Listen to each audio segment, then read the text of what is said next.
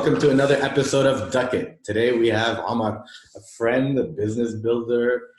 I've known you for a couple of years now, I'd say. So good to have you on the show. Welcome. Good to be here, man. Thanks for having me. So I can't even pinpoint how we met. And I think I can tell you exactly how we met. Yeah, go for it. You posted something about what 2019 or 18 taught you. And for some reason you popped up on my LinkedIn. We weren't connected. And then I just clicked on your name and saw that we literally have a copy-paste background from Montreal, Concordia. And I'm like, you're living in Dubai. I'm like, I either know of him, or I should know him. And I dropped you a line saying pretty much, we either know each other or we should know each other. And then we realized that, last week we realized that you know my brother really well. Yeah. And we realized that I knew your wife. I had met your wife when I first moved to Dubai, like 15 years ago, through common friends. Yeah. So small world, I guess. Yeah, it's crazy, man. I feel like you're absolutely right. We're like long lost brothers who have always been in touch without knowing. Yeah. Cool. Obviously, I'm a big fan of what you're doing, both personally and professionally. Your value system, your professional ethic, and kind of your ambition. You are the founder and the guy who's, steering the ship at Englease. Yep. Elevator pitch. What is Englease? So we teach people how to speak English online. So we bring the rigor of language education, offline language education, real teachers in real time. We bring that online, obviously leveraging technology to reduce costs and deliver a lot of flexibility. And who's your target audience? Like who needs to learn English? So to answer this, let me take a step back and explain to you how Englease came about, because it was it was an honest mistake. I was never supposed to open up starting these and stuff. I started posting a lot on social media, as you know, for the past couple of years, without a real aim in mind. I was always a believer then that there's a paradox in giving, which is it's highly profitable if you give without expecting anything in return, which is paradoxical. And I'm like, you know what, let me just build a platform, try to help people out, figure out what I'm going to do with it later. It doesn't matter. And I started posting a lot on social media about mindset, trust, love, confidence, fear of failure, so on and so forth. And I was translating every single one of my videos. And then throughout the process, people were saying, thank you, teacher, for teaching us English. Thank you, professor. Every post I would post about mindset, thank you, professor, for teaching us English. Love, thank you, professor, for teaching us English. And I honestly got fed up with this. I'm like, you guys are missing the point of my video. So February 2019, I posted a video saying English is not the answer. You can be fluent and a failure and not know where to be a success. In the context of mindset, right? And that video went viral for the wrong reasons. A whole bunch of people were like, you're crazy. English would change my life. English would give me a second chance. English would let me find a job. And that was, as an entrepreneur looking for my next thing, not knowing what I was going to do, that was my eureka moment. That was my, oh my God, first of all, did I get this wrong? How tone deaf could I have been? Second of all, people are so passionate against this message means two things. They really need English fluency, and they haven't found a solution in the market, right? So that was my kind of hypothesis. And then I went to study the market and study the industry and understand what was going on. To answer your question, who was I targeting? I started realizing that English proficiency is the number one driver of employability in the MENA region. Good. Okay. So of all factors, the number one driver is English proficiency. Then the rest is second, third, and fourth. And the MENA region had one of the world's lowest English proficiency rates, right? And where do we stand? Where do we stand globally? Like we're the lowest globally. So based on some of the research that I found, we are the lowest globally. Now, of course, you have to factor in the fact that we're talking about English proficiency, not second language proficiency, because Morocco, for instance, or Tunisia or Algeria have low English proficiency, but obviously they have a second language in French, right? So because some countries have a second language, but that's not English, it drives our English proficiency rates to be amongst the lowest worldwide. And we have one of the youngest populations in the world that's looking for jobs. That's crazy. I'm sorry. I feel super naive to the problem statement, but same here, because I posted saying English is not that important, chill, right? So I was completely surprised by that. And so my knee-jerk reaction was, wait a minute, there's a real problem in the market, but the problem is not solution providers or the availability of solutions. There are plenty, right? I mean, we hear about plenty of free applications. There's YouTube, there's a whole bunch of solutions out there. And what I realized was the market is dominated by two major, I would say, buckets, right? Offline schools, which work really, really well, but very often a little too expensive for the target audience. And then you have the freemium style applications, which also work very well, but typically have a big churn rate, right? Where it's basically learn on your own type of thing. It requires a little bit more, I'd say, discipline, right? And so in doing the research, I realized, okay, well, who's my target audience, to answer your question? And my target audience was 18 and above, young professionals. Did a survey on my social media. Why do you want to learn English? It was three buckets almost unanimously, were either to develop, to grow my career, or to get to the school that I want, or to enjoy my travels, or immigrate to another country, right? So, or find a job abroad, right? Those were the three buckets, right? And so obviously we said, okay, you know what, let's see how we could cater to that market. And the aim for Englease at the beginning, still now, is obviously the number one driver is impact. So I wanted something that could actually work, that could actually help people learn the language, finally. And in order for you to actually make an impact, not just on the individual, but on society, you need to come up with something that's actually, that you could reach to masses with, at a price point that you could reach to masses with. Look at the different business models. The one that was really interesting to me was the one that actually required a teacher, because I felt offline education really worked, and offline schools really worked. That engagement, and so this is how our model came about, where we give unlimited access to our classes, all live the way I'm talking to you now, for a fraction of the cost that they would pay per hour. So for monthly price that they would pay typically per hour. Then we obviously, so my background is in learning and development and sales, but learning and development, I've spent a couple of years doing that at a corporate level. So I understood that quite well in the corporate side. And we started selling to consumers, but then we started dabbling in corporate and took off in corporate quite well, until obviously COVID hit.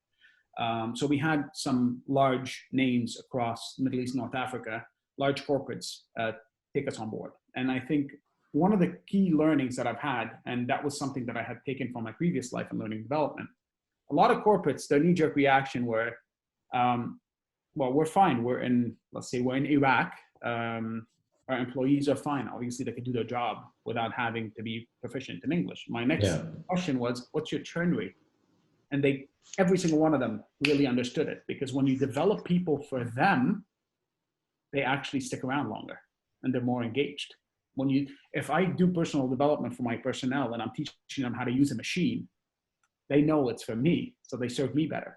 But if I start actually focusing on personal development, and that's Hertzberg's theory of motivation, it's not Kita, it's not kicking a butt. It's predominantly, how do you give someone a purpose? How do you feel? How do you give someone the ability to feel like they are having, they're going through career growth and their personal growth and they're learning something every day and so on and so forth. And that was one of the conduits for us to get into corporate. And obviously, if you look at someone's career within a corporate level, English proficiency, so communication skill is the bedrock of career development, right? And unfortunately, the bias in corporate, and I lived it, and I was one of the victims to that bias, not as a person receiving it, but as a person biasing. I don't know if you use that word, but if you communicate your idea really well, you always come across smarter than if you don't. Yeah. And that is a bias that as human beings, we have a hard time, shutting off. So if someone does a presentation and they're a lot more eloquent in the way they present, they express themselves really well, they communicate really well, they come across smarter, like higher IQ. More credible, more trustworthy, exactly. More intelligent. Yeah. And I think And if you look at career development, if the bedrock of career development is communication skills, Yeah. because you come across more trustworthy, then the bedrock of communication skills is English proficiency in the corporate setting, right? And so that kind of tied up. And yeah, that's... Man, it's crazy. It's crazy how much we take for granted, right? It's crazy how much privilege you have that a lot of people wouldn't be aware of. You know what I mean? I think it's super naive to assume that, like, oh, what do you mean English? You know, like, how is that an issue? How is that a problem? Dude, it was a knee-jerk reaction that I could only be empathetic to, because I started the company thinking exactly that. That's right? crazy. That's crazy. Why is English so important, guys? And I'm French educated, as you know. I grew up in Montreal. Yeah. I learned English at 17. I didn't know a word of English before then. I was in débutant. I was in beginner's English throughout high school. So, and then I obviously became fluent, almost like a mother tongue, and I took it for granted. And only when I got shook back into place did I actually realize how important it was. And of course, you start doing your homework and your research, and you understand how correlated English proficiency is to everyday life. Even for online. So even if you're in North Africa and you want to find a job, you either find a job in your country or you travel abroad. If you travel abroad, you need English proficiency. Now, here's the kicker. You could actually, if you don't speak English, you can't tap into $1 trillion economy, which is the internet economy. Yeah, because that's what I was thinking. 56% of content online is in English. 6% is in Russian, and that's number 2. So if you don't speak English, you're screwed, pretty much, right? So that's really important. And I think a lot of our content is geared towards that, right? So it's right now, for today, we focus on adults, gearing towards how you get your life better by learning language. It's incredible. So, during obviously this new world that we live in, this COVID world, a lot of people are working on themselves, right? I think there's 2 inevitable truths about COVID. Is one, whatever reflection you were trying to ignore for so long is now staring you in the face. So whatever problems or challenges or things that are going on in your life that you were kind of ignoring or brushing under the rug is now, slapping you in the face. And number 2, it's also an opportunity to fix things and to revisit things and to, change things and to improve things. EdTech is another thing that's happening in COVID like crazy, where people are, one, making an effort to use this as an opportunity to improve. And 2, education tech is now, it's like the heyday, the golden era of EdTech, because everything has been fast-tracked by this new reality of having to work from home or educate from home, etc. How has that impacted Englease, if at all? Good question. So first, kind of taking a step back and understanding the impact of COVID. It's not so much the fact that people are sitting at home that they're reflecting now and they want to actually face the monster and fix themselves. It's pure supply and demand theory, right? 2008, I read somewhere, 2008 financial crisis had a record year in MBA enrollments, right? Now, people lost their jobs, unfortunately, because of financial crisis, just like some people have lost their job because of COVID. Yeah. If you just look at supply and demand, okay, well, the market's going to pick up. It's not going to stay down, right? But when it picks up, you have more people competing for that job, right? So by definition, you have to be differentiated. You as an employee or as a future employee are a product, and you need your product to be differentiated. And so the same way people took up a lot of like MBA shot up in 2008, personal development shoots up in a time of recession, because then you're like, okay, well, I'm sitting at home. I'm not finding a job because everybody has a hiring freeze. You have a choice to make. You're sad and you don't do anything about it, or you start working on yourself to be a differentiated product when it opens up, because it's not going to be perpetual. The ones who are going to get the jobs first are the ones who are going to be differentiated the most, right? Yeah. What I think, so did COVID drive sales? I don't know. It's a little hard to tell, because I was in the same boat, right? As the whole, like, COVID really impacted our business negatively at first, because we were focused a lot on the corporate side, right? And of course, it was funny because I think we spoke about, I didn't even have I didn't even have the backbone to try to sell during that time. to corporate. It's like corporate's trying to figure out how to survive, and now I'm calling in saying, "Hey, would you like to do this?" And so, for us, what I think COVID did is normalized online education, and I think that was absolutely massive, right? It made it more of a normal. If you look at, COVID is going to do for edtech, I think more than SARS did for e-commerce. And SARS, if you really look historically, really jump-started, was the boost that e-commerce needed to be adopted widely, right? So now, if I'm going in and I'm trying to teach a 45-year-old that's been now spending their days working from home on Zoom, and I say, now I can teach you on Zoom, it's a lot easier. There's less friction. Yeah, less friction. Exactly. A lot less friction. So I think that from a awareness perspective, it definitely helped, right? Because then obviously everyone is in the same boat together. So yeah, that made it a lot easier. And I think that, the tomorrow is looking a lot brighter as well because of that. Because I think that change is going to systematically impact the learning development and the education industry forever. I don't think we're never going to go back to the way things were. There's always going to be that kind of impact of technology. I think you're going to be, deeply successful for a variety of reasons, right? But the leading reason, taking outside your own kind of personal grit and capabilities, but is the problem that you're solving. I think, I'm playing pretend investor these days. I'm looking at startups and looking at opportunities, and the sequence of boxes that I tick is typically the same. I start with, okay, is there an experienced entrepreneur behind it, et cetera, et cetera? Yes. Okay, good. Is it a good idea that's super scalable? Yeah. Okay, good. But fundamentally, the last box that I have to tick and that will decide really and has a bigger weight on my decision is, what's kind of like the purpose and the story behind it? Is it something that can rally a team in-house that can attract talent? And is it something that can rally a movement both on the consumer and on the B2B side? Like, is the story real enough, relatable enough, plausible enough, and kind of inspiring enough to really create a movement, right? And to me, that's something that I often don't find, but I think in your cause and what you're building, it's fundamentally true. It's funny because when you scratch the surface, you start to really understand. It's like an iceberg. On top, it's like, yeah, people, I guess English is important. And then when you really think about how it's impacted in every single thing that you do, it's present in everything. Like the iPhone is in English, keyboards are all in English. You know what I mean? Like literally every single thing you do is based on a fundamental truth that everything starts with English.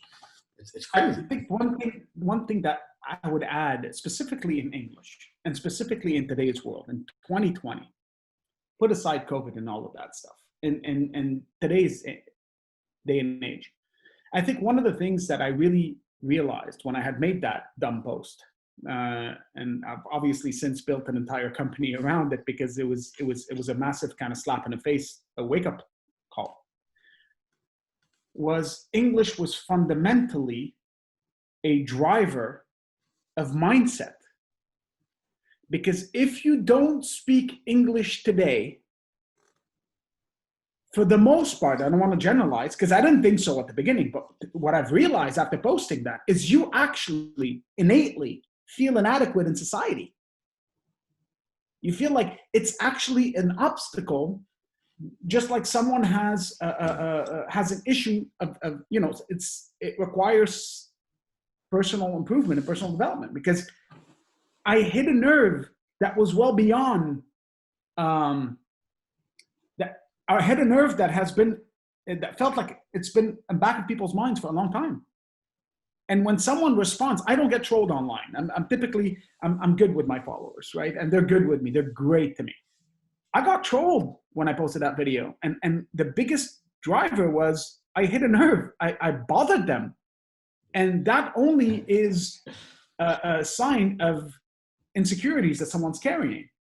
So if you feel that you can actually achieve so much if you spoke English, Well, English is psychologically holding you back way beyond just a capability that you could learn. Because at the end of the day, just walk around with an application that could translate for you and you're good to go. Well, no, it's actually well beyond that. It's the feeling of inadequacy in society, in today's society, where pop culture and culture is all in English, where if you don't speak English, there's so much that you're missing out on, be it in the news or on YouTube or influencers and so on and so forth. And I think that at its core drove people to hate the message, and obviously drove me to realize how important it actually was, and really kind of, so it became part of you. And you know what's even more fucked up is that there are layers to that, right? Mm-hmm. There's like, if you speak with a British accent, there's a certain amount of credibility. If you speak with an American accent, there's a certain amount of credibility and charisma. It's and funny confidence. You say that, man, because if you speak with a specific accent in English, it also sets you or places you in the social scale of life, right? Absolutely, and it goes beyond. So we've done a survey with our students, and the number one thought after course, because we're developing a lot of courses, right? So we're constantly evolving our curriculum, and the number one course that everybody's going after is pronunciation. And the more proficient people are focusing on that.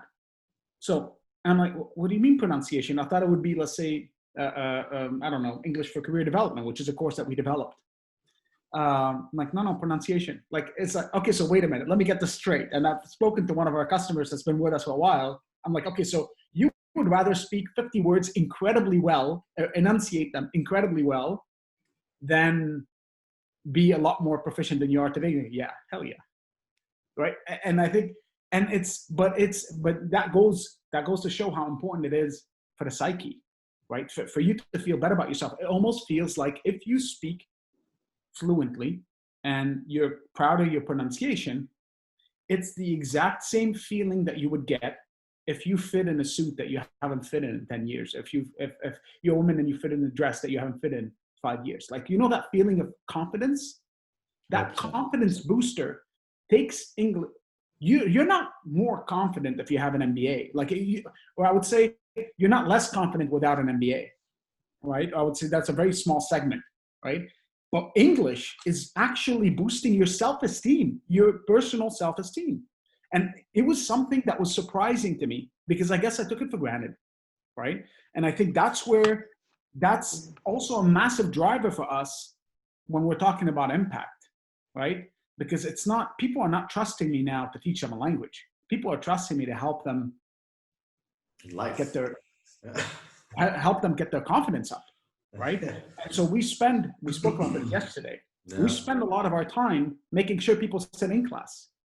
So I'm not focused on someone buying our services and then not showing up. And it's like, great. We've gotten our biggest contract so far.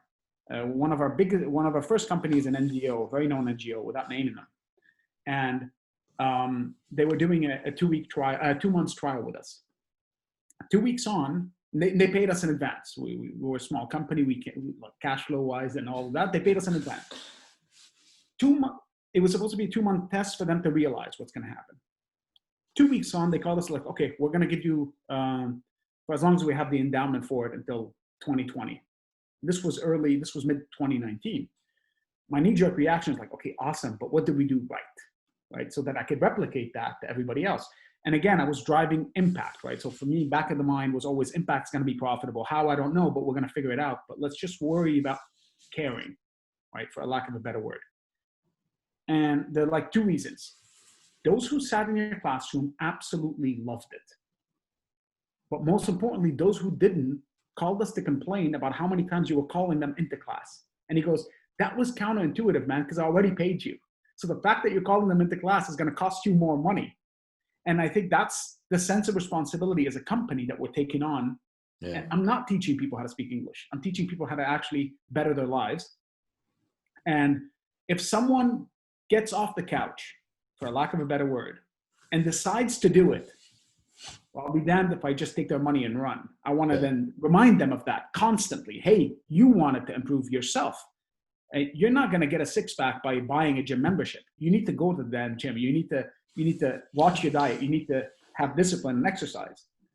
And so I think that's an important topic that we'll be focusing on a lot in the years to come. And the product roadmap is going to be exclusively focused, besides obviously content development and feature development. But when we're talking about technology, it's going to be exclusively focused on how do we actually drive constantly remind people why they're doing this and come back into class. Because that is key. Because when someone is 35 years old and haven't learned it, it's not just for a lack of resources, because they're out there.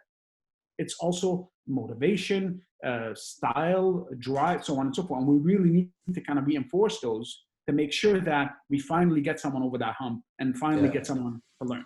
What's the, on that point, what's the average age of people that are taking the courses? So the majority is between 18 to 44. So that's the lion's share, and that's a pretty even bucket. Yeah.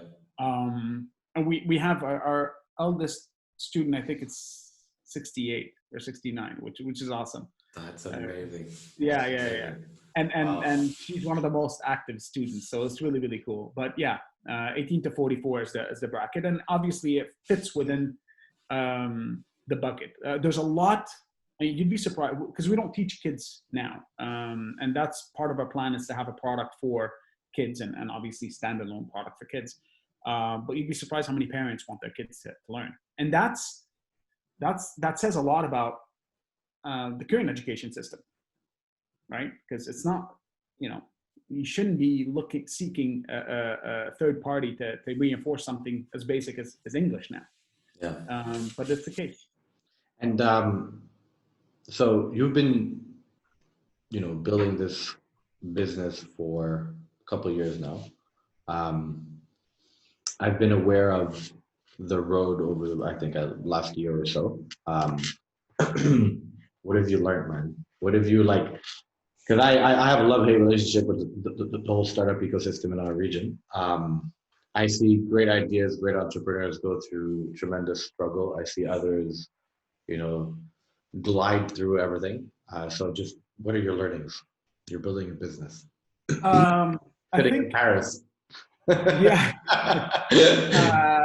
I think the biggest learning that I've had so far is no one's gonna support. No one owes you anything, right? No one's gonna come in and give you their money or invest in you just because of your small story and all of that stuff. I learned that you're gonna be made. You're gonna basically be made or broken when your back's against the wall. COVID really taught us that. I mean, we were running on fumes, and my biggest fear was targeting consumers with little funds, right? Because it required a proper infrastructure, not corporate consumers, B2C. And it was only when our back was against the wall that I had to make a decision saying, okay, you know what, hell with it, let's go for it, and we'll go for broke, and we'll try it. And obviously that was the turning point for us. We grew 50, 60, 70% month on month. We're still growing. So I think the last one is trust people. We have a team of 50 people scattered across the world. I live in Paris. I lived in Dubai. I was the only one in Dubai. I'm still the only one in Paris. And you put the systems in place, and we're running our business on WhatsApp. So I think very, very often too many entrepreneurs find reasons why not to do something. And the mindset shift needs to be kind of letting go of those fears, because fear of failure is a really big one. And although I've spoken about it, I still have it. Everyone still has it at a certain level. And only when you take a step back and realize why you're not doing something, you realize that fear and kind of, it's a lot more personal to you. And if you strip yourself of that, it's very liberating. And then very often you find that your hypothesis was wrong anyway. So you're not gonna try to avoid it or guess it, and just go for it. So there's COVID taught me a lot. And I think the last one is who you partner with and who you're bringing on board as an investor is really important.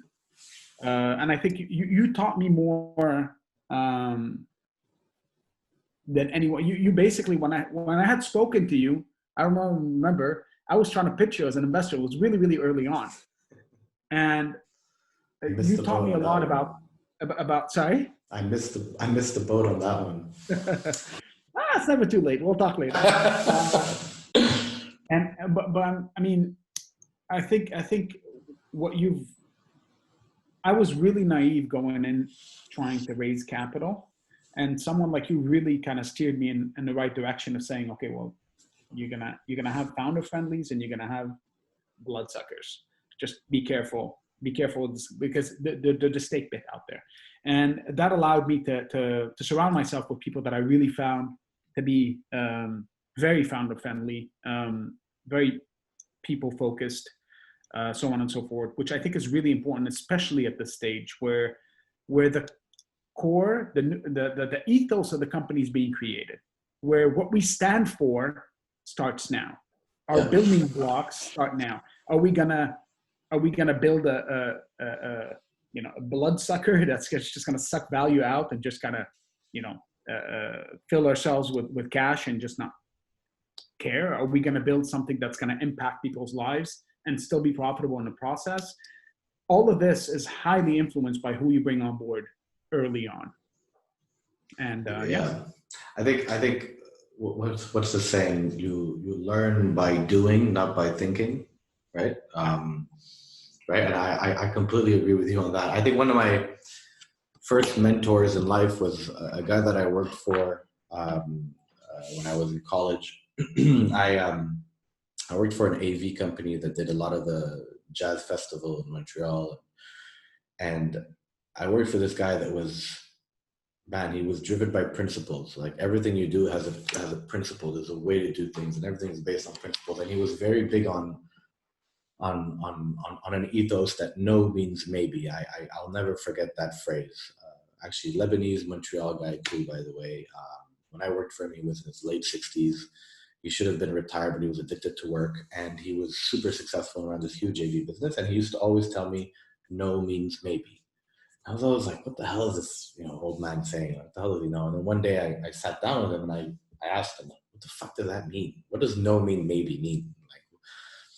And he goes, fundamentally, if somebody says no to you, it's a manifestation of only one truth. And I said, what is that truth? He goes, if you really believe on the other side of the table, if you really believe in what you're asking that person for, if you really believe in that product or service or that idea, whatever it is that you're selling him and you're asking him to say yes to, if you really, really believe in it and you think that, you've honestly evaluated it and it's actually valuable, and that's what you're selling something that you fundamentally believe in. The only reason they said no is that you miscommunicated it and they didn't understand.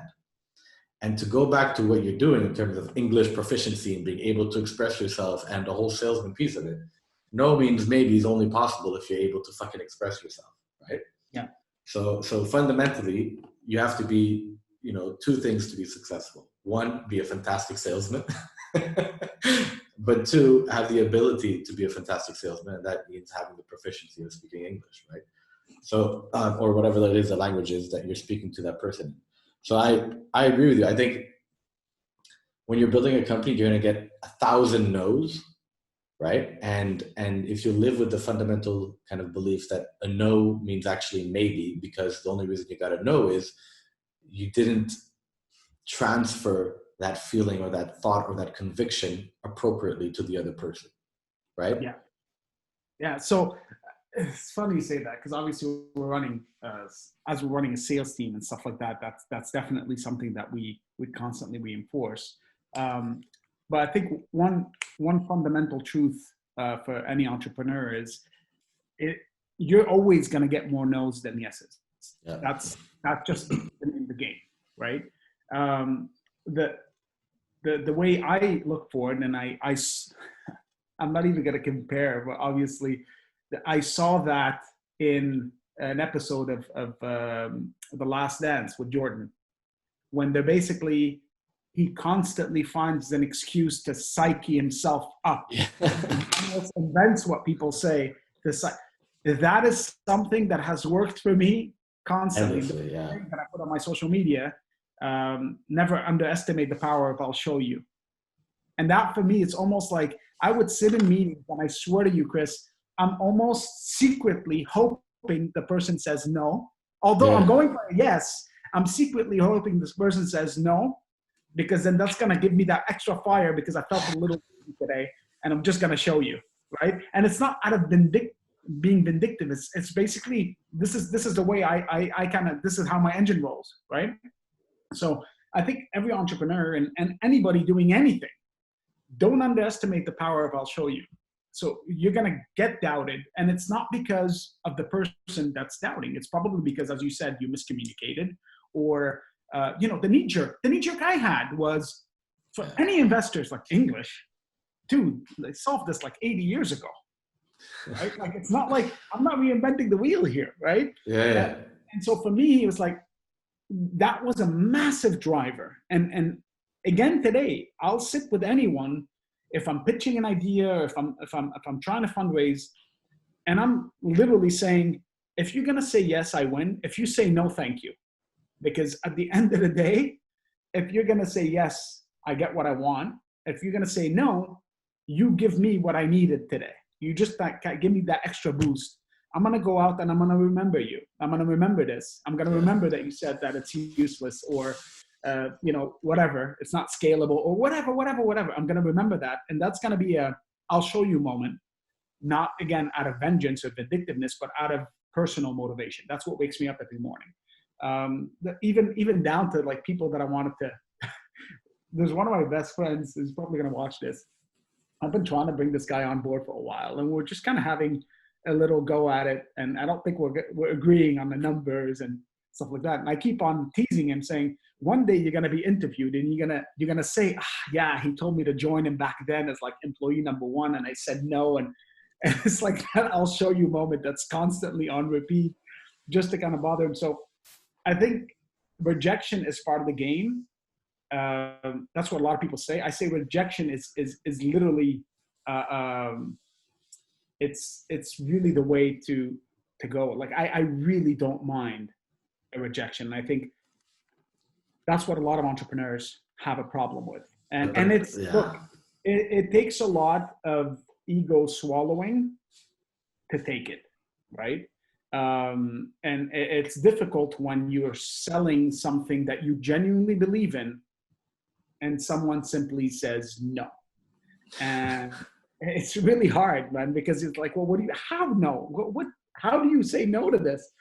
But the reality is, you're either gonna give that up and forget. And at one point, I've gone through that rabbit hole. So my current advisor, who you know really well, Rami, he's the one who convinced me that I should be going for a fundraise. Because at one point, I got so many no's, I'm like, you know what, the hell with it, I'm gonna do it on my own.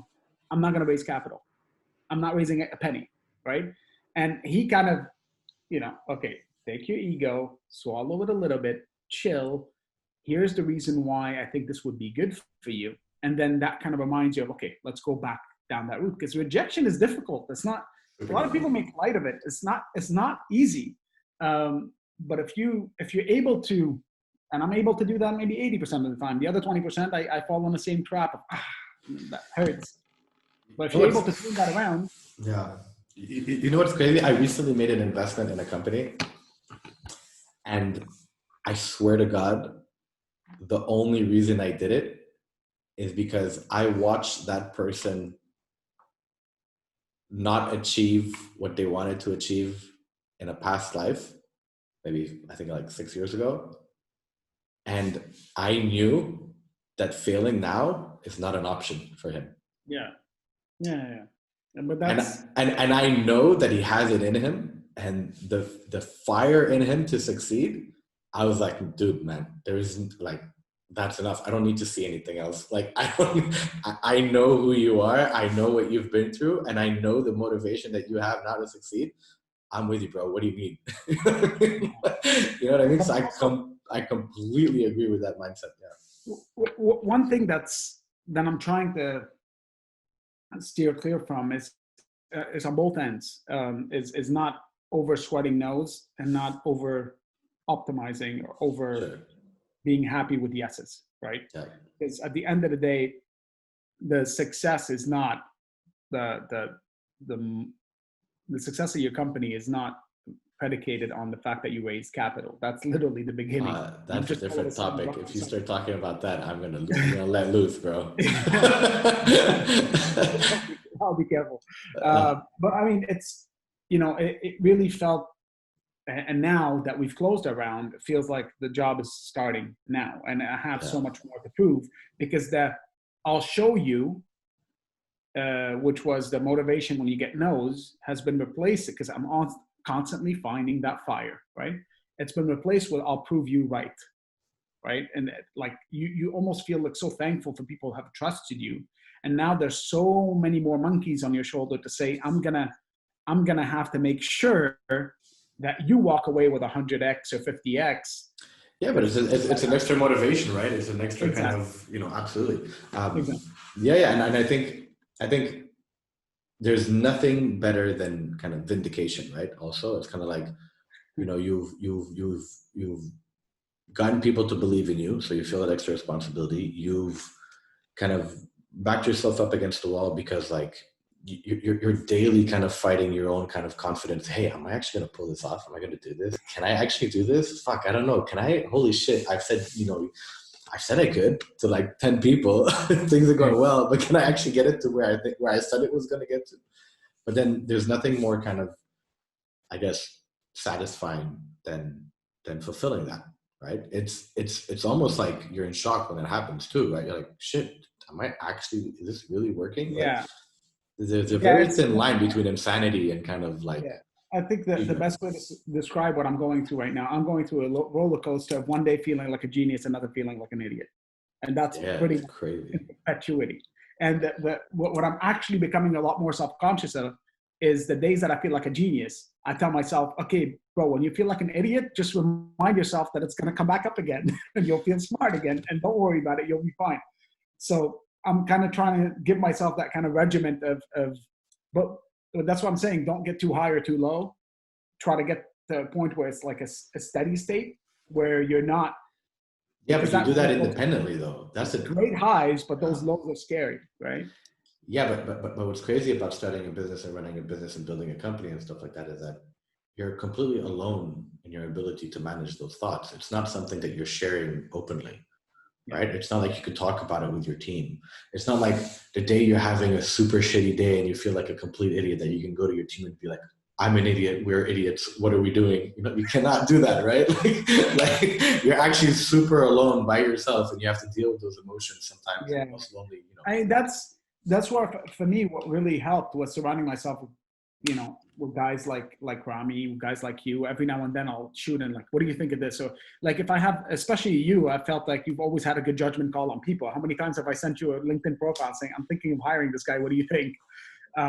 So yeah. it's good to always question yourself, because I think that, once you recognize that there's some people that probably have an edge, and it doesn't need to be an IQ edge, it could be a contextual edge. So you have a contextual edge on me where you're completely outside that box. So if I ask you a question in my box, you're going to have a purview that's completely oblivious to mine, right? Because you're not thinking of what I'm thinking of on a daily.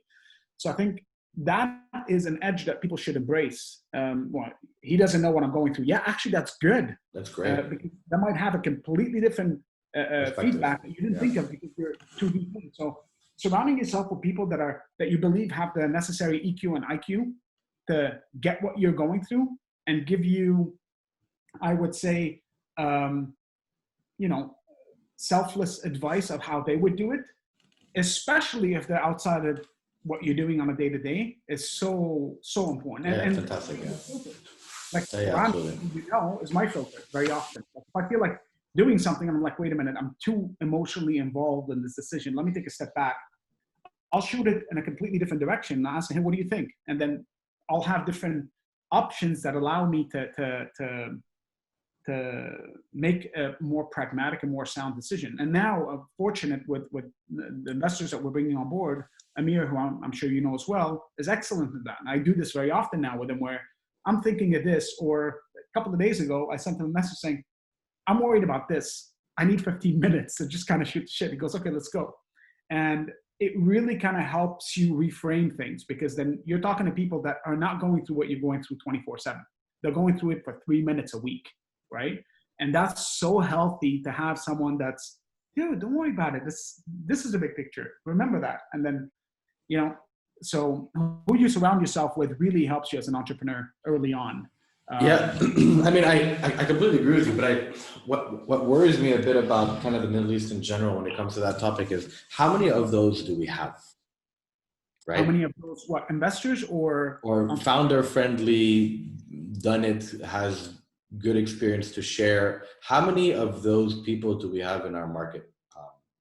You know what I mean? So I think institutions get it, right? I think some angels don't. I remember early on, I was talking to someone, and I was saying, okay, well, this is going to be the infrastructure, and like, okay, I'll give you this money, I want 50%. I'm like, dude, like, how do you, like, what am I going to be left with later for another raise?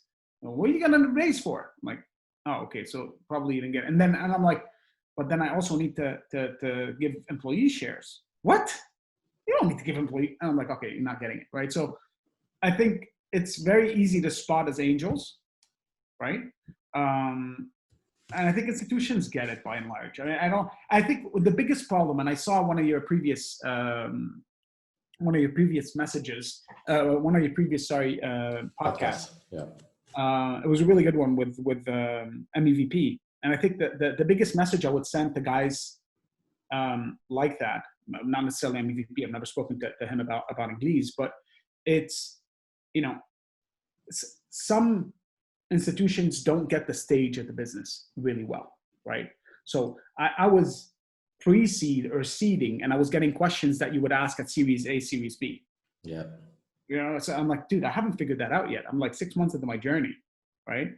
And then I'm like, okay, well, come to us later. I'm like, but you're investing in early stage and pre-seed. So like, what do you mean later? Well, later when I'm going to see, it doesn't make sense. So I think it's that part, it's that stage, and the risk averseness of it is probably, I think that's normal. But angels are easy to spot, man. Like, I mean, I'm super fortunate with the guys that we have on board now, because I absolutely, like, I think the number one rule is if you get along with the person, especially early on, right? Yeah. I love Amir. I love Rami. I think those guys are awesome. Like, we really clicked super well. The way I clicked with you, right? Yeah. Except I invested, just saying. You can't see what my hands are doing. I'm keeping it off the screen. But I just wanted to say, though, that in terms of the ecosystem, let's call it the ecosystem, there are, like, from my experience, like, early stage VCs, early stage institutions, kind of bullshit, right? There's not that much super early stage. For them, early stage is like Series A, or you're just about to get to your Series A, but they're not the kind of. You have to understand why. I don't think it's the investor themselves. I don't think, like, Waleed. I don't think Waleed. It's not the people. No, it's not the people. It's the fund. It's the people behind them. Yeah. Right. So LPs. It's so if you're investing, if you're raising a fund, and let's say you're raising from family offices that have historically been in retail and real estate. Exactly. Their expectations is completely different. So you're under a completely different set of rules or set of. I think that you can't. I think look. What I really realized is I thought fundraising is going to be a really easy exercise, and it really wasn't, until I was impossible not to invest in. And I think as an entrepreneur, stop thinking that money is going to be the thing that's going to make you. Start thinking that you're going to need to figure it out on your own. And money will flow because it has no other option. Like, if those guys were ever going to be investors, if they see your numbers and like, dude, that would be a no-brainer, you'll raise your capital. So I think if you're building a business-based, value-based business, so if you're going to build a business that's going to require funding to even exist, I think those days are gone. So I mean, are they? I mean, everyone is saying they're gone, but shit, man, like the amount of companies that have raised money before they even have a product this year, in the last 6 months that I've seen, is insane. Look, take a step back. I've seen companies now raise millions of dollars. I mean, they're not even companies, by the way. They're just ideas and PowerPoints. Right. But let me tell you this. We grow Englease, knock on wood, things are going well. We let's say 5 years time, we exit, a really profitable exit.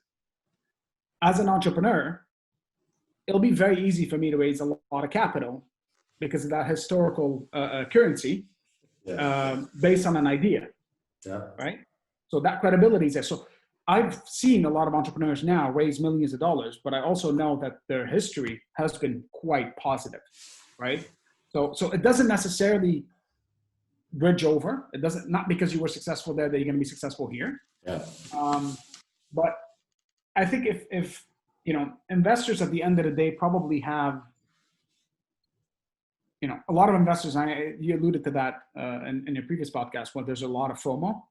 And if you as an entrepreneur are running on the investors' FOMO, you're in trouble.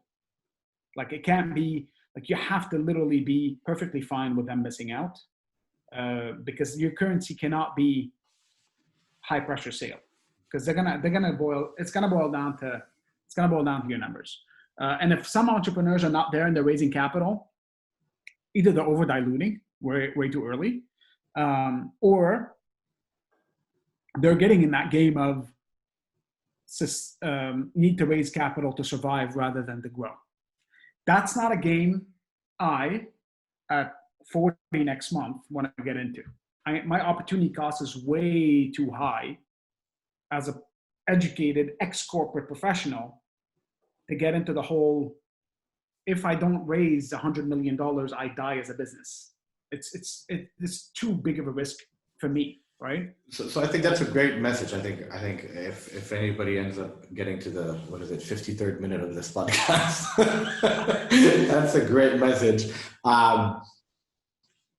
Basically, what you're saying in a nutshell is focus on your business, right? Grow your business so that you don't have to motivate someone to invest. They just need to see that you exist and they'll get motivated by themselves, right? So it's like, oh, shit. No, you don't need to say anything. That curve looks exactly the way it's supposed to. I want to help you keep that curve going. Yeah. Right? That's basically what it is. Not, hey, I'm promising you a curve. Invest and you'll see the curve, right? But it's how you, and a lot of it, by the way, a lot of those mistakes are driven by pride and not pragmatism, right? So, like Reid Hoffman's entire statement of if you're proud of the first product you launch, you've launched too late. Yeah, that's the truth. We don't have an application. I wish I had one, but we don't because I couldn't afford to buy one to build one. Right now I can. Right, so there's a lot of things that I wanted to do with my product that I couldn't afford to do, and the idea is how do you give those up because those are all driven by internal things, not really external. It's all ego and self-pride and all of this stuff. Stripping yourself of that liberates you to be half-assed a little bit. And it's okay not to be perfect at first and stuff like that. I think that's a big, so obviously depending on the business model and what you're doing and if you're trying to cure cancer, you're going to need to raise a whole bunch of money before you even have anything viable because it's a lot of R&D investment and stuff like that, right? So in our business model, or anybody that's going in on the commercial side, if raising money is what you require to survive, you have a problem, right? If you're raising capital, because then you'll shut your business down and you haven't figured it out yet, right? It's just been, because it's very, very easy to buy success. It's very hard to get to the point where you have enough money to buy success. And I think that's where a lot of entrepreneurs kind of fall short. It's when I raise the capital, this will happen. I did exactly the same thing. COVID slapped me into reality, right? I was doing exactly the same thing as I'm saying all entrepreneurs would. It's so normal to go into that route because it's a big beast. Going after consumer with fumes, with little money, it's really like scary.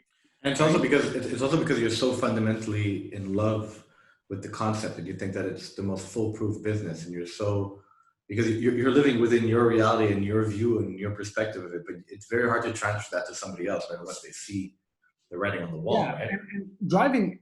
So our core is impact, and we talked about this a few times, right? And I think impact is highly profitable. Now, sell that to an investor that's looking for very fast gratification or looking for massive upsides or massive cost cutting measures, and so we're making decisions that are counterintuitive to a short-term investor. Like, I care about more people coming into class, which brings my class costs higher. Of course, yeah. If you're looking at bottom line, that's counterintuitive. I care about people learning, and I care about, if someone comes with me and if someone comes and learns with me and they come to class, they don't need to renew with me. So now I've actually churned that customer. Our customer didn't renew. I need to, of course, come up with a product that allows them to stick around, but that's fine, right? So I think, and impact, if you're looking at it short term, is very counterintuitive. It's almost like you got to trust the process. And one of the things that I just posted on LinkedIn saying, giving, the paradox of giving. If you give without expecting anything in return, it actually yields the best return. But that's based on faith. That's not based on things that you could tangibly touch. Because when I was building my platform, and we're now 800,000 followers on social media, when I had 400,000 followers, people were asking me like, "Are you monetizing this?" No. But how? Why are you spending so much time, energy, effort, and money on that? Well, it's going to be valuable one day. How? I don't know yet. I'll figure it out. Let me just worry about serving the community. And if something comes of it, great. If not, then self-satisfaction, that's good enough. And I've built a business on top of that. But it's funny because I don't fundamentally believe that anyone believes in that. I think, or the general public really believes in that. I don't think, even us at DUCKLIFE, when I look at our advisory, there are 30-40% of our clients that we should not be servicing. Like, they don't make financial sense economically for us. Right? Because we over service or we undercharge or whatever. And then there are those clients who basically pay the bills, and they're the ones who basically allow the other ones to stay as customers, or else we would be unable to service them. And we operate against the kind of basis that you were describing, that we do it not because we need to make the money, but because we fundamentally love what these guys are doing, what these people are doing, and we think that we can help them, and we get more satisfaction out of knowing that we help them than not helping them, right? I think that's a competitive edge. I think so too. I don't solicit any business. We've never, we're always at full capacity. It's a fantastic place to be in, even during COVID, knock on wood, I think that's great. But I don't believe that everybody believes what you and I believe either. I really don't. That's so good for us, because so a lot of people were asking me, aren't you afraid of like competition and stuff like that? I said, my knee jerk, well, first of all, most of the money being spent is being spent offline. So that's, it's pretty good for us. And even new entrants come in, that's not bad, because then they spread the word. But most importantly is, I don't believe anybody is crazy enough to do what we're doing based on faith. Right? So I think the fact that we're driving such a counterintuitive ship is really tough because that requires so much discipline, because it's so much more profitable for me to pump and dump, right? If I was to deal with that NGO that they prepaid me and didn't call them into class like a maniac to a point where they complained about us, I wouldn't have gotten that contract. But that really that was predicated on the fact that we wanted to drive impact as an obsession more than a financial gain. Like, for me, impact is profitable. Ask me how, I have no clue. it's almost like it feels like we'll get there. Impact is profitable. I built a business based on that. Why? Because I started posting on social media. Why? I don't know. I just felt like I listened to Gary Vee and it said post. So I posted, and then I posted a video that really did not resonate well with people. And on the back of that negative video, that failure, I've built my company. So everything that I've done is ingrained in just do it and you figure it out later, right? Of course, it's not like there's no method to madness. There is, but driving impact first is very counterintuitive on anybody's income statement, on anybody's P&L, on anybody's balance sheet, right? Because you're going to be making product decisions that are counterintuitive. No one in their right mind thinks about how I'm going to make my cost higher over time. Nobody, right? So that for me is a safe haven. It's if everybody's running left, I'm going right with a smile on my face. They're leaving me alone. But there is another way to look at it, right? It's like integrity works. You know, it's not to say that those who don't drive the same value system, they don't have integrity.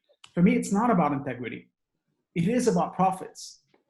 And I just found but on that note, what I'm suggesting is the definition of integrity in this conversation is money before purpose, or purpose before money, right? It's kind of like if I fundamentally sell English as an empowering tool to better someone's life and they paid me for it, it is, if I have any integrity, I'm going to make sure that they get the maximum value out of what they did, because I fundamentally believe that they've said, hey, I want to improve my life. I said, hey, I can improve your life. So I need to fulfill that promise instead of fulfill my bottom line more, right? Great point. We had that debate over WhatsApp 2 days ago. Yes. The important part is understanding the promising parties. Who are the promising parties? I promise to do my part and go above and beyond counterintuitively to make sure that you do it, but you got to make that promise to yourself that you will. Right? Yeah, but I still got to show you that I made my promise and I got to fulfill my promise. So what I'm saying is the organizations, the products, the businesses, the people who don't fulfill their promise, to me, that's a questionable integrity that is reflected in the product and hence doesn't have a long tail or long life cycle. It might have a short-term bloop, but it doesn't have, a longer lifetime value. It doesn't have a sustainable business. It doesn't have, so integrity in my mind, and based on the conversation we had, integrity builds you a business, right? But bottom line kind of focus and sales focus and short-term thinking, buys you a curve, but not a sustainable kind of journey, right? So yeah, I mean, that's kind of what we're saying. Yeah, but again, it boils down to, it's a very loose definition though, because there's some people that might say, hey, look, like I have a gym, I'm calling the person into the gym. They come into the gym, they do their workout, they go home and eat a box of chocolate. Does that make me less like, I might get to a point where, and I think anybody should get to a point where like, look, I can't help you, but here's your money. Have a good day. Right? But it's loose. Right? There's a lot of interpretations to this. I think the most important part for us is and I think that's a hard thing. That's a hard mindset to be in. And that's the reason for the emotional roller coaster that I go through is I do a lot of my decisions based on an outside-in perspective. Like how will that make the customer feel? And irrespective of what that would mean for me as a person and my team and my company, right? And that's really difficult to kind of see it through because I don't get that instant gratification. Like calling people nonstop to get into class for that NGO meant I was spending money not knowing whether this is going to be valuable or not. But I was doing it anyway because it really felt like it was the right thing to do for them, right? It just worked out this way. And it's really predicated on faith. And that's always difficult. That's the paradox of giving, man. Like, and I'm not doing it. I'm doing it selfishly, which I feel is highly sustainable. Because if you're doing it selflessly, you're kind of going to give up because the fire's not going to be there. If you do it because you think it's the best thing for you, it's hard for you to stop doing it because that's you're kind of you've psyched yourself out that this is the best thing for you. And yeah, That mindset is hard to get, investors engaged with sometimes. yeah, but like the last guest we had on our show, Samer. I don't know if you watched it. I love this guy. He's kind of like a growth engine, in one person, right? So he's a digital marketeer and he's a growth kind of marketeer. He's fantastic. And he basically works with a lot of startups. He predominantly works with startups only, and he's kind of found a way to, he has a recipe for growth that he's just applying, right? He's learned a lot of, throughout his career, and he basically only works with startups, handful of startups too. He's a boutique agency. And anyways, he said something. The guy you linked me with? Yeah. I'm sorry, because I sent him a message, he replied, and I never replied back to that message. Yeah, so now he knows he's going to hear about it on the podcast. But anyway, so he said something during the podcast, which everyone knows, everyone agrees with, but it's so funny. It's so, and it goes along with what you just said. He says, if you, if you're looking to learn and to improve and to grow, if you understand and you agree with the statement that you only learn from failure, then even failure is a great outcome. So, if you're calling your customers and you're saying, hey, come to your class, and you're putting all this energy and you still fail at the end of the day, you at least learned something. And guess what? Building a business or building a life in general is based on having enough failures to eventually progress and to have success, right? Yeah. Like you have to agree with that, or else you wouldn't do half the shit you do. Like you wouldn't risk it. Yeah. So I'll take it a step further. I think the outcome, so if you're going after it for the journey, not the destination, it's going to be valuable. So my previous life was in corporate, and I was, knock on wood, very successful in corporate. I led teams across some of the largest multinationals in the world globally. And I left that life for entrepreneurship. And my previous stint was a failure. I failed.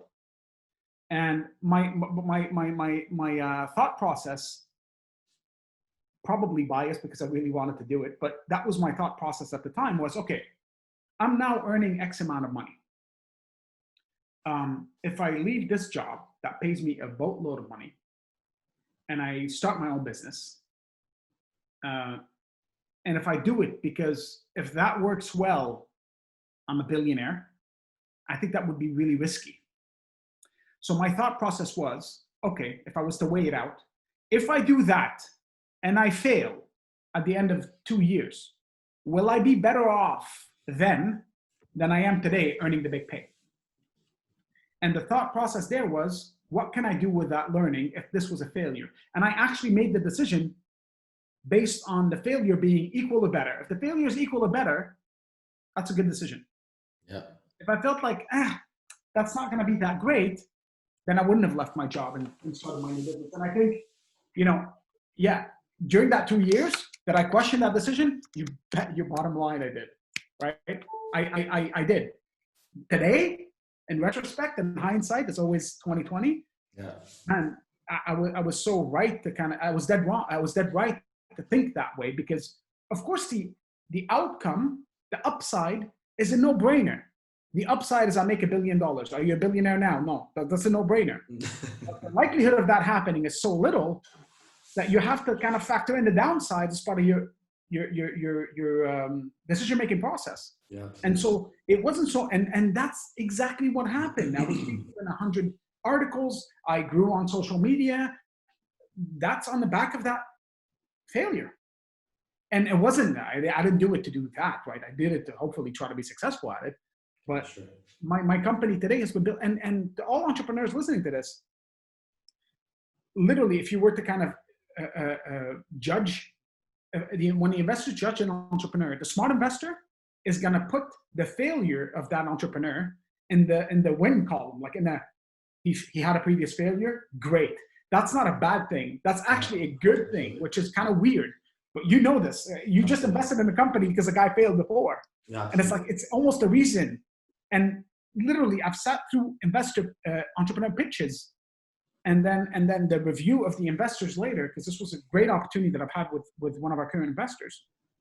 And the negative that a lot of the investors said about that entrepreneur with a great idea, with great traction was, yeah, but that's his first gig. He never failed before. He doesn't really know what's going to take, right?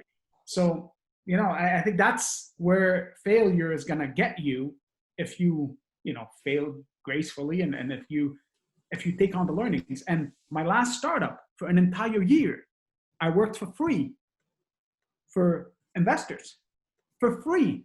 So my opportunity cost was massive. Being educated the way I was and my background in corporate, me saying I'm going to work for free, I'm leaving a lot of money on the table. Yeah, of course. But the only reason why I've taken that decision was I went back to why did I actually do this? And I did this to either succeed or learn. And at the time, a year in, when it was like, okay, well, I need to either let go of people, let go of my salary. And if I let go of people, I'm doing the business to begin with. If I let go of my salary, I'm giving the business a chance.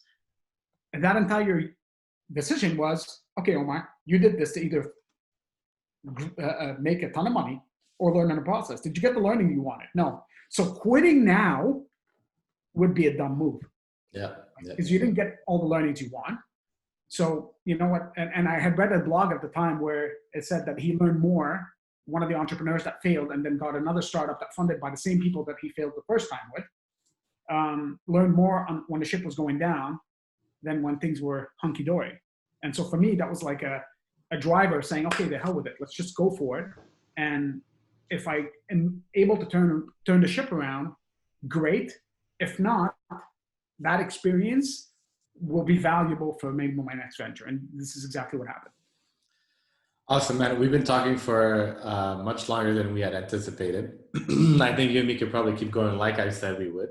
I think in the effort to kind of give our editing team an easier task at the end of this, I guess we'll leave it for a part 2 of the episode. I just want to get just one closing kind of question for you. What's the game plan? What's the dream with Englease? When do you exit? Do you exit? What's the vision? To be honest with you, there's so many different avenues. If you asked me this pre-COVID, I would tell you one thing. Post-COVID, it's kind of it's a mashup. But ultimately, we want to be the go-to language learning platform worldwide. So now it's English for Arabic speakers. We do intend on expanding that further. Yeah, I think that's, in medium and long term, that's our vision. But the actual real vision is to positively impact 1 million lives. And I want to have a counter on that. I think at 1 million lives, we would have probably achieved everything we wanted to achieve as well. But in terms of positively impact, which means that you perhaps touch 3 million to positively impact 1 million. Okay. So that's a really kind of grand vision. And Omar's vision? I want to impact them. I want to change 1 million people's lives before I die. Okay, fine. It's quite a lot. It's quite a line. Okay, fine. Cool, man. Thanks a lot for the time, dude. I really appreciate you having you on the podcast. Great. Let's talk offline because there's something I want to talk to you about. Yeah. I'm just going to stop recording.